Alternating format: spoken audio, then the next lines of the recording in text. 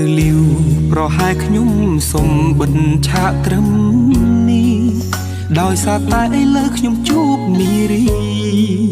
ត្រូវកាន់ដៃរួមផ្លូវកំដរទោះបីជាមានគេប្រាប់រឿងអតីតអ៊ូអាប់នាងជាមនុស្សល្អមិនល្អបច្ចុប្បន្នខ្ញុំសាងស្នេហ៍ស្មោះសរមិនស្ដាយក្រោយឡើយដែលខ្ញុំរៀបការ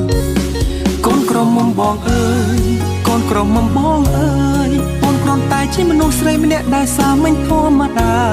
ពេលសំទិញផ្ទឹមឬចម្រៀងចងដៃ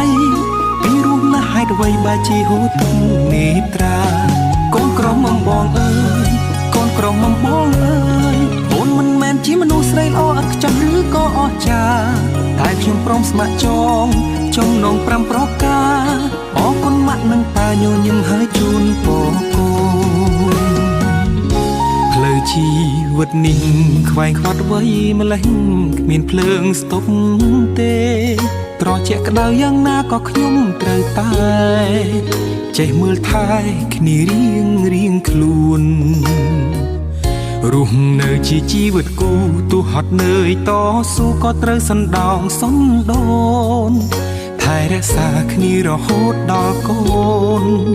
គឺចិត្តមិនអាចផ្លាស់ប្ដូរឡើយណាកូនក្រមុំបងអើយកូនក្រមុំបងអើយអូនគ្រាន់តែជាមនុស្សស្រីម្នាក់ដែលសាមញ្ញធម្មតា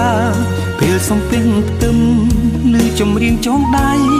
ពីរស់ណាស់ហេតុអ្វីបើជាហូរទឹកនេត្រា